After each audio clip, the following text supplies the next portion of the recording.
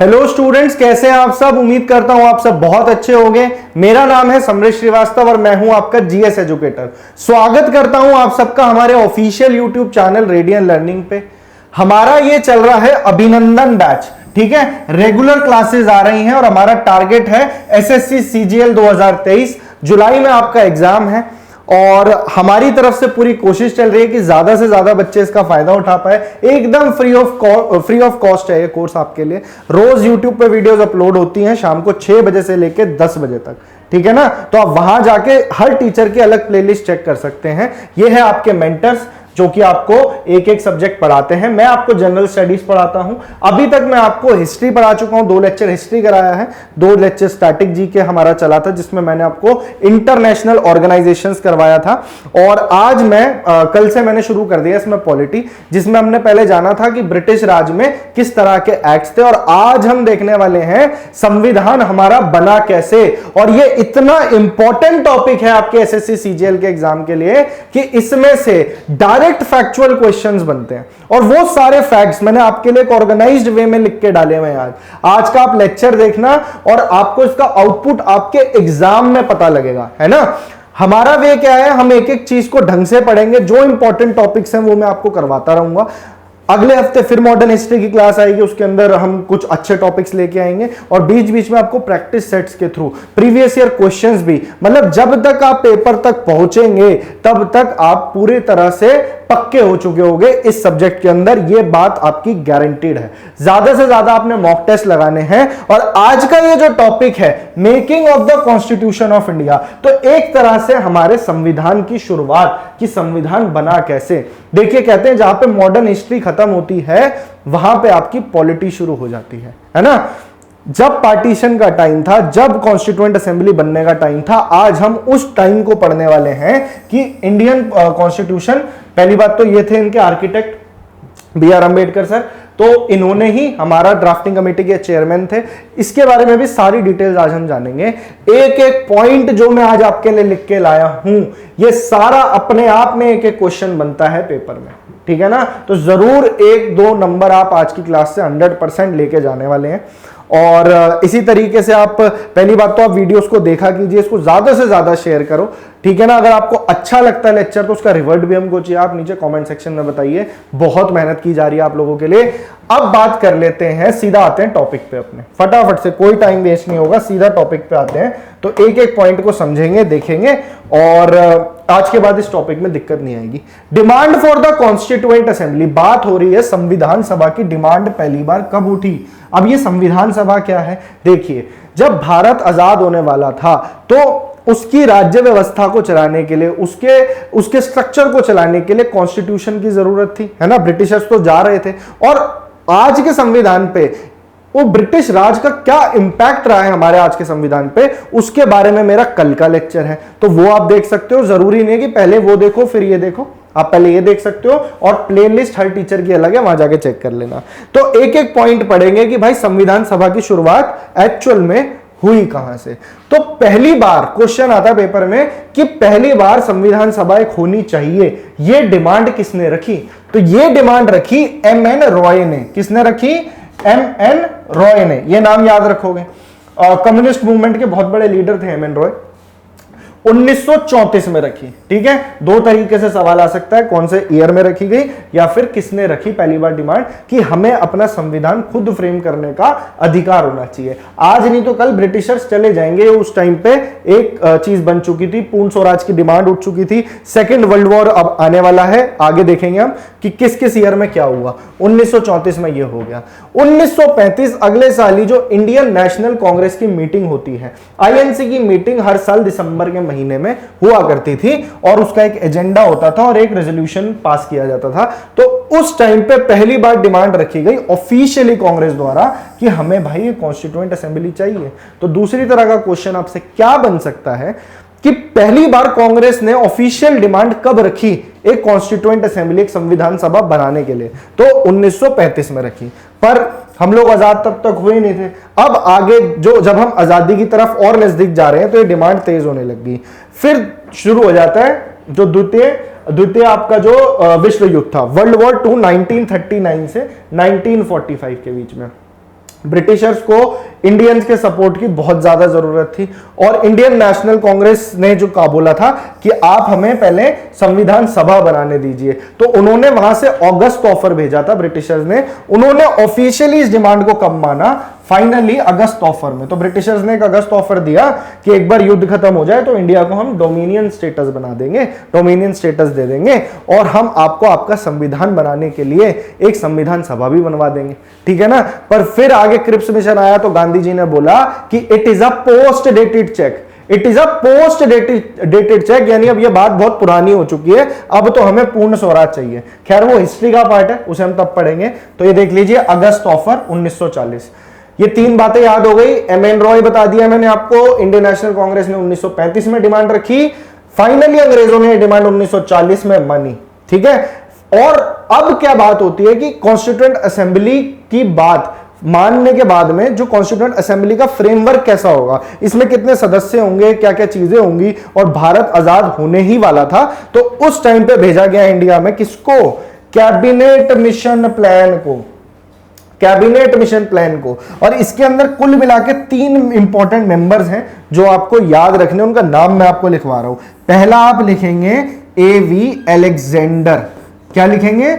एवी Alexander, ठीक है। और हाँ, ये वाली जो पीडीएफ्स हैं क्लास की, ये सब आपको टेलीग्राम चैनल पे प्रोवाइड कर दी जाएंगी। तो अगर आप सिर्फ लेक्चर देखना चाहते हैं, एक बार अच्छे से पूरा लेक्चर देखना और पीडीएफ आपको मिल जाएगी। बस उसके लिए ना एक बार कमेंट जरूर कर देना कि if you need the PDF और नॉट, ठीक है। आगे चलते हैं। Sir Stafford Cripps, Stafford Cripps, ये वही क्रिप्स मिशन वाले थे, स्टैफोर्ड क्रिप्स, ठीक है। एवी अलेक्जेंडर, स्टैफोर्ड क्रिप्स, और एक और नाम लिख लीजिए, पैथिक लॉरेंस। पैथिक लॉरेंस, ये आपके एग्जाम पॉइंट ऑफ व्यू से इंपॉर्टेंट है भाई नाम। आपसे पूछ लेगा 4 ऑप्शन देके कि इनमें से कैबिनेट मिशन प्लान का कौन सदस्य नहीं था, तो ये 3 नाम याद होंगे तो चौथा आराम से बता दोगे। एवी अलेक्जेंडर, स्टैफोर्ड क्रिप्स और पैथिक लॉरेंस। अब इस कैबिनेट मिशन प्लान का क्या काम था? उस वक्त उसका काम था कि अनडिवाइडेड इंडिया, ठीक है, पार्टीशन की मांग उठने लग गई थी मुस्लिम लीग की तरफ से, पर इसका काम यह था, तब तक ये फाइनल नहीं हुआ था कि पार्टीशन होना है। वो आगे जाके जून 3 माउंटबेटन प्लान में बात आई थी, पर तब तक अनडिवाइडेड इंडिया के लिए किस तरीके से संविधान सभा बनाई जाएगी, कितने मेंबर कहां से आएंगे, तो उसकी जो कॉम्पोजिशन है वो काम किया था कैबिनेट मिशन प्लान ने, ठीक है। अब नेक्स्ट टॉपिक में हम जानते हैं कि भाई संविधान सभा की कॉम्पोजिशन कैसे हुई थी, संविधान सभा की कॉम्पोजिशन कैसे हुई थी। इसका एक एक पॉइंट आपके एग्जाम में बहुत जरूरी है। ये जितने मैंने पॉइंट्स बताए हैं सब एक एक क्वेश्चन बन के आता है। तो अब हम आ रहे हैं आगे संविधान सभा की कॉम्पोजिशन पे। तो इसमें बोला गया कि कुल मिला के टोटल सदस्य जो होंगे इस कॉन्स्टिट्यूएंट असेंबली में वो होंगे 389, 389 मेंबर्स होने चाहिए कॉन्स्टिट्यूएंट असेंबली में। और ये अनडिवाइडेड इंडिया की बात है, जब एकजुट था भारत पाकिस्तान एक थे, 389 मेंबर्स होंगे। और इसको आपसे पूछ ले कि भाई बाइफर्केशन पे नंबर पूछ सकता है कि 389 मेंबर्स थे, और उसमें से कैसे बांटा गया था कि भाई 296 सीट्स यानी 296 सीट्स जो थी वो ब्रिटिश इंडिया से आएगी, और 93 सीट जो थी वो प्रिंसली स्टेट से आएगी। अब आपके मन में आएगा कि यार ये प्रिंसली स्टेट्स और ये ब्रिटिश इंडिया क्या है। देखिए, जो पूरा भारत था ना उस टाइम पे, वो डायरेक्टली ब्रिटिशर्स के द्वारा गवर्न नहीं होता था, ठीक है। कुछ प्रिंसली स्टेट भी थी जिनको आजाद दर्जा दिया हुआ था, पर वो थी ब्रिटिश के कंट्रोल में ही, बस वहां की एडमिनिस्ट्रेशन, वहां का काम ब्रिटिशर्स नहीं संभालते थे। तो ब्रिटिशर्स की अपने अंडर गवर्नर 11 प्रोविंसेस थी। कितनी? ब्रिटिश 11 प्रोविंसेस थी गवर्नर्स के अंदर, जो ब्रिटिशर्स डायरेक्ट डील करते थे। 11 प्रोविंस थी, 11 प्रदेश समझ लीजिए, ठीक है। उसके अलावा 4 चीफ कमिश्नर प्रोविंसेस थी, 4 चीफ कमिश्नर प्रोविंसेस थी, समझ लीजिए उस टाइम की यूनियन टेरिटरीज, ठीक है। ये था आपका ब्रिटिश इंडिया, और इतने एरिया में से आने थे 296 मेंबर्स, 296 मेंबर्स। जैसे आज की डेट में पार्लियामेंट में भी अलग अलग स्टेट से डिफरेंट अमाउंट ऑफ मेंबर्स आते हैं ना, उसी तरीके से उस टाइम पे अलग अलग प्रदेशों से तो इस एरिया से 296 मेंबर्स आए थे। पर आज आते हैं प्रॉपरली इलेक्शन के बाद। उस वक्त वो हिसाब नहीं था कि पूरे देश में इतने वास्ट लेवल का इलेक्शन कराया जा सके, पर फिर भी एक तरह का इनडायरेक्ट इलेक्शन कराया गया, जो इन 11 प्रोविंसेस की अपनी अपनी असेंबली होगी उस टाइम पे, है ना। मैंने लास्ट क्लास में आपको बताया था हर किसी की अपनी लेजिस्लेटिव असेंबलीज थी, जैसे आज विधानसभा है। तो उन असेंबलीज में से चुन करके जो मेंबर्स आए वो थे ये 296, और बच गए जो प्रिंसली स्टेट्स। तो यहां पे वो राजा की मर्जी थी, आपस में सलाह मशवरा करके 93 लोगों को हर प्रिंसली स्टेट्स में से कुल मिला के 560 थी, ठीक है। इनमें से कुल मिला के ये 93 मेंबर्स आए थे। अगर कुछ थोड़ा मुश्किल क्वेश्चन आ जाए तो वो यही फंसाएगा एग्जामिनर आपको, पर ये आपको अब अच्छे से पता लग गया। आता एक आधा फैक्ट ही है पेपर में, पर वो अगर आपको नहीं आता होगा, आपके बेसिक्स ठीक नहीं है, तो आप नहीं लगा पाओगे। अभी आपके पास टाइम है, चीजों को आराम से अच्छे से पढ़ेंगे तो बहुत बढ़िया रहेगा आपके एग्जाम तक। आगे बढ़ाते हैं कहानी को। अब ये जो 389 सीट 389 सीट जो बनी है, तो भाई हर सीट कितने लोगों को बता रही, कितने लोगों को प्रतिनिधित्व कर रही थी, कितने लोगों को रिप्रेजेंट कर रही थी, तो कुल मिला के 10 लाख लोगों के लिए एक सीट थी। मतलब 10 लाख लोगों के लिए वहां पे एक मेंबर रिप्रेजेंट करेगा। हमारे यहां पे रिप्रेजेंटेटिव डेमोक्रेसी है, यानी कि आप लोगों को चुनते हैं और आपके बिहाफ पे वो लोग जाके आपके लिए कानून बनाते हैं। उसी तरीके से 10 लाख लोगों को एक सीट रिप्रेजेंट कर रही थी। उस हिसाब से आप उस टाइम के देश की पॉपुलेशन का अंदाजा लगा सकते हैं, है ना। आगे बढ़ते हैं। तो भाई अलग अलग वर्गों में ये सीट्स को बांटा गया। 3 मेन कम्युनिटी थी, मुस्लिम्स के अंदर बांटा गया, सिख्स के अंदर बांटी गई सीट्स, और जनरल के अंदर सब आ गए, बाकी जो बच गए, ठीक है। मुस्लिम, सिख्स और जनरल्स, इसके बीच में ये सीट्स को ब्रिटिश प्रोविंसेस में बांटा गया। आगे बढ़ाते कहानी। इसमें से याद करने वाली बात क्या थी भाई, ये 1 मिलियन वाली बात याद रखना, कितने लोगों को, ये नंबर याद रखना 389, 296 और 93 का बाइफर्केशन याद रखना, और ये जो पहले की इंफॉर्मेशन बताई है ये याद रखनी है। कुछ अगर डाउट हो, बहुत सिंपल पॉइंट्स हैं, पर ये आपको क्रोनोलॉजिकली याद करा दूंगा मैं आज। आगे बढ़ते हैं। हाँ जी, तो भाई प्रिंसली स्टेट्स का क्या था कि आप अपनी तरफ से रिप्रेजेंटेटिव जो आपने चूज करके भेजने भेज दो। तो उनका तो ये था 93 जो आने थे यहां से, वो आ गए होंगे। आगे बढ़ाते हैं। जुलाई और अगस्त में जो इनडायरेक्ट इलेक्शन जो मैं बता रहा था, पूरे देश भर में इलेक्शन नहीं हुए थे, ठीक है ना। इनडायरेक्ट इलेक्शन जो होने थे वहां की अपनी अपनी असेंबली में, तो वो करवाए गए। और मुस्लिम लीग बेचारी बुरा मान गई। क्यों बुरा मान गई मुस्लिम लीग, अभी बताता हूं। इसलिए बुरा मान गई क्योंकि इंडियन नेशनल कांग्रेस की तो भाई आई 208 सीटें, मुस्लिम लीग की मात्र आई 73 सीटें, और बाकी रिमेनिंग जो 15 सीटें थी वो छोटे मोटे ग्रुप्स वगैरह इंडिपेंडेंट जो लड़ रहे थे वो उनकी आई। तो अब मुस्लिम लीग पे बहुत बड़ा बहाना मिल गया, कहते कि भाई ये तो देश हमारे लिए है ही नहीं। तो इन्होंने कहा कि हमें एक अलग देश बना के दो, और उसके बाद भारत का पार्टीशन हो गया। बहुत खतरनाक, बहुत गलत उस टाइम पे दंगे हुए थे और काफी लोग मर गए थे, है ना। वो तो कहानी आपको पता ही है, पर ये था कारण, मुस्लिम लीग ने इसको फिर बहाना बनाया कि अब हमें अलग अपना हिस्सा चाहिए। Working of the constituent assembly, अब ये वाला पॉइंट इंपॉर्टेंट है। ये उम्मीद करता हूं आपको ये चीजें ऊपर वाली समझ में आ गई होंगी। अच्छा, कल परसों के मेरे वो लेक्चर जरूर देख लेना जो इंटरनेशनल ऑर्गेनाइजेशंस के मैंने आपको करवाए हैं। उसमें ट्रिक के साथ आपको याद करवाए हैं हर इंटरनेशनल ऑर्गेनाइजेशन के हेड्स के नाम, चाहे वो यूनाइटेड नेशन हो, चाहे वो यूनेस्को हो, यूनेक्टेड हो, WTO हो, WHO हो, बड़ी बड़ी ऑर्गेनाइजेशन के सारे हेड्स, उनका एस्टेब्लिशमेंट ईयर, उनका हेडक्वार्टर सब याद कराया मैंने आपको। तो वो बहुत इंपॉर्टेंट है। स्टैटिक जीके का बहुत बड़ा रोल प्ले होगा आपके पेपर में। जो टियर 1 है उसमें बहुत सारे क्वेश्चन आएंगे, और मेरी क्लास से बहुत क्वेश्चन आपको देखने को मिलेंगे। भाई ये डेट याद रखना। अब ये डेट बहुत ज्यादा जरूरी है कि पहली बार संविधान सभा की मीटिंग किस दिन हुई। तो भाई ये मीटिंग होती है दिसंबर 9 को। 9 दिसंबर बार बार पेपर में आता है। कौन से ईयर में, 1946 में। कैबिनेट मिशन प्लान तभी आया था ना, जून 1946 में, जून जुलाई 1946 में आया था।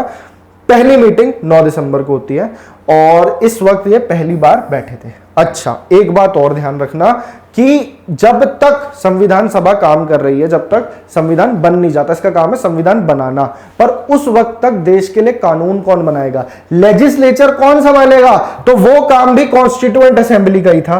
कुछ दिन के लिए तो ये लेजिस्लेचर का काम करती थी, और कुछ दिन के लिए ये संविधान बनाने का काम करती थी। संविधान बनाने के लिए बहुत सारी कमिटीज थी इसके अंदर, ठीक है ना, बहुत सारी कमिटीज डिवाइडेड थी। 13 मेजर कमिटी, 8 मेजर कमिटी थी, 13 माइनर कमिटी थी। उनमें से इंपॉर्टेंट थी ड्राफ्टिंग कमेटी, अभी बताऊंगा उसके बारे में।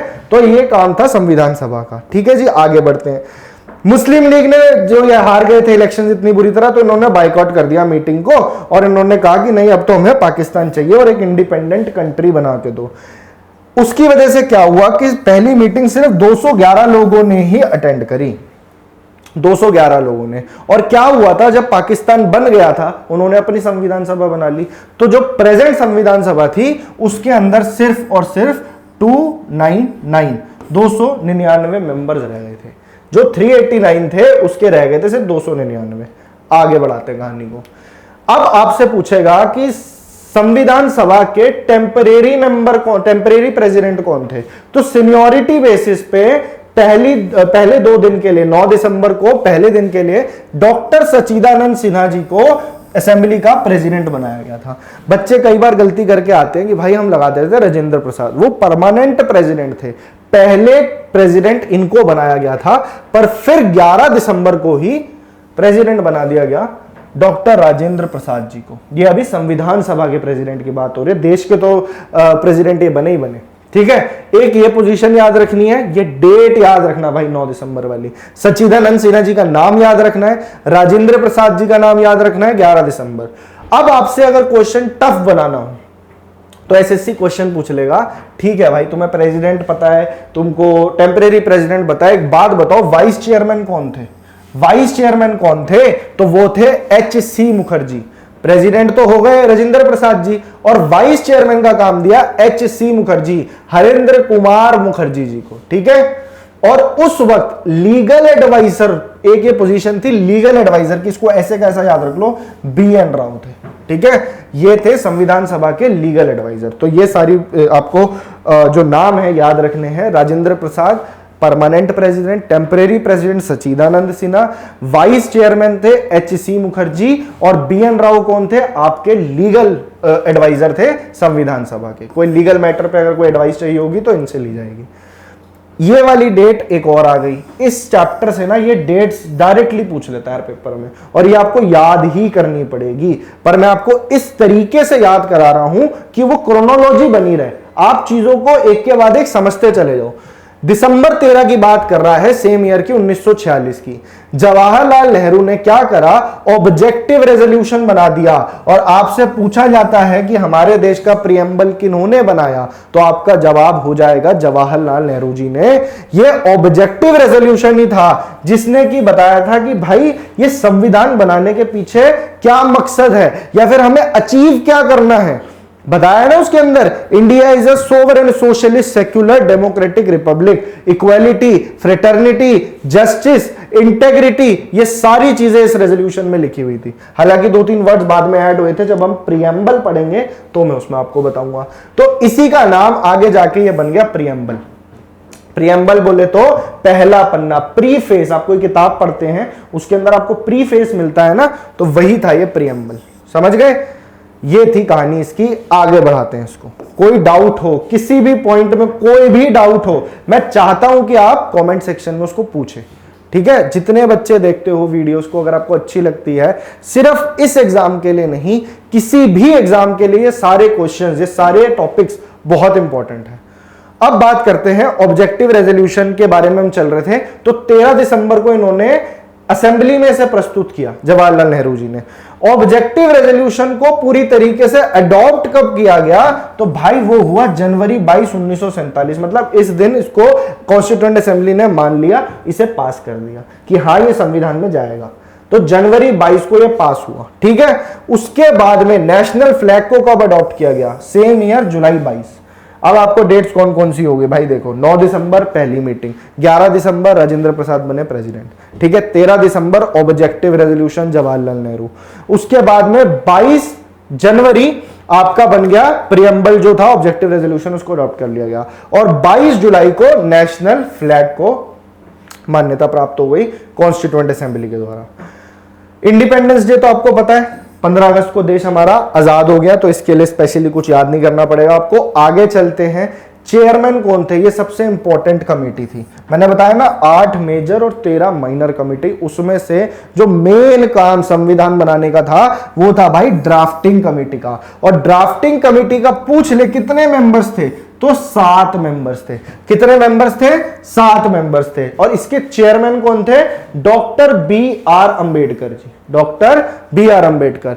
बहुत टिपिकल क्वेश्चन पूछेगा ना तो पूछ लेगा इनको मेंबर कब बनाया गया, तो 29 अगस्त 1947 को, 29 अगस्त 1947 को। इनको आप इस लेक्चर को आपने 2 बार भी देख लिया ना तो आपका काम बन जाएगा। पेपर में ये इंपॉर्टेंट फैक्ट्स नहीं भूलने वाले। आगे बढ़ाते हैं, ठीक है। अब कॉन्स्टिट्यूशन ऑफ इंडिया की बात कर लेते हैं। भाई ये सब कुछ हो गया, संविधान बन गया और फाइनली कॉन्स्टिट्यूशन को 26 नवंबर को ये बन के तैयार हो गया। पर इसे लागू कब से किया? 26 जनवरी से। अभी बताता हूं आगे। अब इसकी जो फाइनल मीटिंग होती है संविधान सभा की, कॉन्स्टिट्यूएंट असेंबली की, वो जनवरी 24 1950 को होती है। जस्ट रिपब्लिक डे जब से बनाया जाता है, 26 जनवरी जिस दिन से लागू है उससे सिर्फ 2 दिन पहले, ठीक है। तो डेट्स फिर से साथ साथ याद करेंगे। 9 दिसंबर हो गई, क्या हुआ था उस दिन? पहली मीटिंग। 11 दिसंबर को क्या हो रहा है? राजेंद्र प्रसाद जी प्रेसिडेंट बने। ऑब्जेक्टिव रेजोल्यूशन 13 दिसंबर जवाहरलाल नेहरू, ऐसे शॉर्ट में याद कर लिया करो। 22 जनवरी ऑब्जेक्टिव रेजोल्यूशन को अडॉप्ट किया गया। नेशनल फ्लैग को अडॉप्ट किया 22 जुलाई को, है ना। और संविधान बनके तैयार हुआ 26 नवंबर, इसलिए उस दिन को हम कॉन्स्टिट्यूशन डे भी बनाते हैं। संविधान लागू हुआ 26 जनवरी से। अब संविधान को बनने में कितना टाइम लगा ये अगर आपसे पूछ ले तो भाई 2 साल लग गए, साथ में 11 महीने लग गए और 18 दिन लग गए, यानी लगभग 3 साल का समय लग गया पूरा संविधान बनके तैयार होने में। इसके अंदर टोटल कॉन्स्टिट्यूएंट असेंबली के 11 सेशंस हुए, 11 सेशंस। पर डे मीटिंग को सेशन नहीं बोलते, पूरा का पूरा सत्र चलता है। जैसे बजट सत्र चलता है ना 2-3 महीना और आपका विंटर सेशन चलता है, उस तरीके से 11 सेशन हुए टोटल। समझ गए? जब कॉन्स्टिट्यूशन, जब संविधान हमारा बना, आज की डेट में हम संविधान में क्या क्या चीजें देखते हैं? आर्टिकल देखते हैं, है ना, पार्ट्स देखते हैं, उसके अंदर हम शेड्यूल्स देखते हैं, तो ये सारी चीजें देखते हैं। जब वो बना संविधान, आज की डेट में 450 से ज्यादा आर्टिकल है, पर तब कितने थे भाई? 395 आर्टिकल थे। कितने शेड्यूल थे? 8 शेड्यूल थे। आज कितने शेड्यूल है? आज 12 शेड्यूल है। 22 पार्ट थे, आज कितने पार्ट हैं? 25 पार्ट हैं। तो 395 अनुच्छेद, 8 आपके हो गए अनुसूचियां और 22 हो गए आपके भाग। ये बात आप ध्यान रखेंगे ओरिजिनली जब संविधान बना है। आगे बढ़ाते हैं कहानी को। 26 जनवरी आ गया, अब कॉन्स्टिट्यूशन को साइन कर दिया गया। 2 साल 11 महीने 18 दिन लिखा हुआ इधर, टाइम लगा। और इसकी टोटल कॉस्ट ये याद रखने की जरूरत नहीं है, इतना इंपॉर्टेंट नहीं है। असेंबली के अंदर टोटल 11 सेशन हुए। टिपिकल क्वेश्चन, फैक्चुअल क्वेश्चन है, 11 सेशन बने। अभी सारे पॉइंट एक और बार रिवाइज करवाऊंगा, मैं बार बार बोलता रहूंगा ताकि चीजें आपके दिमाग में बैठ जाए। कॉन्स्टिट्यूशन जो है पूरी तरीके से फोर्स में आया 26 जनवरी को और उसी दिन हम रिपब्लिक डे बनाते हैं। अब फटाफट से एक रिवीजन लेते हैं। विद इन 2 मिनट्स में आपको सारी चीजें दोबारा से रिवाइज कराता हूं। देखिए, पहली बार कॉन्स्टिट्यूएंट असेंबली की डिमांड एमएन रॉय ने रखी। कब रखी? 1934 में रखी। पहली बार कांग्रेस ने इस डिमांड को कब माना? 1935 में। अंग्रेजों ने इस डिमांड को कब माना? पहली बार अगस्त ऑफर 1940 में। कॉन्स्टिट्यूएंट असेंबली की कॉम्पोजिशन किसने रेडी करी कि अब कॉन्स्टिट्यूएंट असेंबली बनानी है, इसमें इतने मेंबर, ये होगा वो होगा, ये काम करा कैबिनेट मिशन ने। कैबिनेट मिशन प्लान कब आया था? 1946 में आया था। इसमें कितने मेंबर थे? 3 मेंबर थे, स्टैफोर्ड क्रिप्स, पैथिक लॉरेंस, एवी अलेक्जेंडर। अब आते हैं कॉम्पोजिशन पे। कितने मेंबर से बनके बनी थी संविधान सभा? 389 मेंबर से। इसको अगर आप तोड़ोगे तो 296 मेंबर आए थे ब्रिटिश इंडिया से, जिसमें 11 ब्रिटिश प्रोविंसेस थी, 4 चीफ कमिश्नर प्रोविंसेस थी। इसके अलावा 93 सीट्स आई आपकी प्रिंसली स्टेट से। ठीक है, ये सारी चीजें जो थी वो मैंने आपको बता दी थी। हाँ, हर 10 लाख लोगों को एक सीट रिप्रेजेंट कर रही थी। उसके बाद और क्या बात आपको याद करनी है? प्रिंसली स्टेट्स ने अपने लोगों को खुद नॉमिनेट करा। बाकी कॉन्स्टिट्यूएंट, बाकी जो प्रोविंसेस थी उसके अंदर इनडायरेक्ट इलेक्शन होती है जुलाई अगस्त 1946 में। और उस टाइम पे क्या होता है कि मुस्लिम लीग पे मात्र 73 सीट्स आती हैं, जिस वजह से कि वो कहते हैं भैया हम नहीं टिकने वाले यहाँ पे, हमको नया देश बना के दो। वो उनकी अपनी कहानी थी, उनका देश बन गया। उसके जाने के बाद में अभी की कॉन्स्टिट्यूएंट असेंबली जो रह गई उसमें 299 मेंबर थे, 299। अब वर्किंग के बारे में कुछ डेट्स याद करनी थी हमने, तो क्या क्या डेट्स याद करी थी? पहली करी हमने 9 दिसंबर। 9 दिसंबर को पहली मीटिंग होती है, 9 दिसंबर 1946 को। फिर आती है दूसरी बात 11 दिसंबर की। 11 दिसंबर को राजेंद्र प्रसाद जी को पूरा परमानेंट प्रेसिडेंट बना दिया जाता है। पर 9 दिसंबर को किसको बनाया जाता है? 9 दिसंबर को किसको बनाया जाता है? सच्चिदानंद सिन्हा जी को टेम्परेरी प्रेसिडेंट। 13 दिसंबर 1946 पे आ जाओ। इस दिन जवाहरलाल नेहरू ने ऑब्जेक्टिव रेजोल्यूशन पेश किया था, जो आगे जाके हमारे देश का, हमारे संविधान का प्रियम्बल बना। क्या बना? प्रियम्बल बना। 22 जनवरी पे आ जाओ। 22 जनवरी 1947 को जो आपका प्रियम्बल था उसको कॉन्स्टिट्यूएंट असेंबली ने मान्यता दे दी। 22 जुलाई की बात करें तो नेशनल फ्लैग को मान्यता दे दी। ठीक है, यही सारी इंपॉर्टेंट डेट्स थी। इसके अलावा अगस्त 15 को आप आजाद हो जाती है कंट्री, और बी आर अंबेडकर को ड्राफ्टिंग कमेटी का बनाया जाता है चेयरमैन 29 अगस्त 1947 को। नवंबर 26 को संविधान बनके तैयार हो जाता है। कितना टाइम लगता है? 2 साल 11 महीने 18 दिन। बार बार पेपर में क्वेश्चन बना है। 2 साल 11 महीने 18 दिन, लगभग 3 साल याद रखना। 11 सेशन इसमें लगे टोटल बनने में, और 26 जनवरी से हमारा संविधान हो गया लागू। तो ये थी सारी कहानी। ये सारे फैक्ट्स मैंने आपको देखिए 2 से 3 मिनट में बता दिए। एक आधी लिस्ट आपको छोटी सी याद रखनी है। ड्राफ्टिंग कमेटी के अंदर 7 मेंबर थे। अगर थोड़ा सा भी डिफिकल्ट क्वेश्चन बना दिया तो 1 नंबर खो बैठोगे। 2 मिनट लगने, फटाफट से यार नाम याद कर लेते हैं। 3-4 नाम भी याद कर लोगे ना तो हो जाएगा।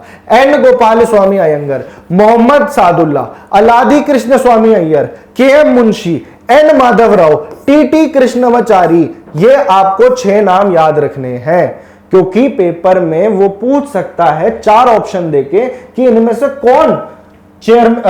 से कौन ड्राफ्टिंग कमेटी का मेंबर नहीं था। तो ये नाम मैंने आपके लिए लिख दिए। इसकी पीडीएफ टेलीग्राम चैनल पे मिल जाएगी। और जब उसके बाद में देश आजाद हुआ, देश आजाद होने के बाद में क्या हुआ? लॉर्ड माउंटबेटन जो थे वो गवर्नर जनरल, तब तक ऑनररी रैंक रह गई थी। सारे प्रेसिडेंट, प्राइम मिनिस्टर सब तय हो चुके थे। अभी तक देश में इलेक्शंस नहीं हुए हैं, अभी सिर्फ टेम्परेरी बेसिस पे काम चल रहा है। कांग्रेस की वर्किंग कमेटी ने डिसाइड किया, सबको डिसाइड किया कौन क्या पोजीशन लेगा। 1952 में जाके आगे इलेक्शंस होते हैं, जब चुनी हुई सरकार आती है। उससे पहले कौन क्या था ये आपसे पेपर में पूछ सकता है। तो देश के पहले प्रेसिडेंट कौन थे? डॉक्टर राजेंद्र प्रसाद। कौन थे? डॉक्टर राजेंद्र प्रसाद। क्वेश्चन बहुत आसान है, बन सकता है। और ये आपकी संविधान सभा के भी प्रेसिडेंट थे। और संविधान सभा के वाइस प्रेसिडेंट कौन थे? भी बताया था, एच.सी. मुखर्जी। बी.एन. राव कौन थे? लीगल एडवाइजर थे। ठीक है, आगे बढ़ते हैं। वाइस प्रेसिडेंट कौन थे भाई? डॉक्टर सर्वपल्ली राधाकृष्णन। तो सबको पता है। प्राइम मिनिस्टर सबको पता है, Pandit Jawaharlal Nehru. Deputy prime minister या home minister Sardar Vallabhbhai Patel. ठीक है, होम मिनिस्टर भी Vallabhbhai Patel. Railway minister थे जॉन मथाई। डिफेंस मिनिस्टर थे बलदेव सिंह। ठीक है, railway minister John Mathai, defence minister Sardar Baldev Singh. Finance minister थे आर षणमुखम चेट्टी। ये इधर चला गया ना, are Shanmukham Chetty. Foreign minister Jawaharlal Nehru, क्योंकि जब 2-3 मिनिस्ट्री भी आज की डेट में भी होता है कि कोई एक इंसान संभाल लेता है। एजुकेशन मिनिस्टर मौलाना अब्दुल कलाम आजाद। लॉ मिनिस्टर, तो इसके अलावा तो कोई चॉइस होनी नहीं चाहिए, बी आर अंबेडकर। ठीक है, हेल्थ मिनिस्टर थे राजकुमारी बीबीजी अमृत कौर। ये लिस्ट भी आपको ऐसे के ऐसी एक बार पढ़ लेंगे तो याद हो जाएगी।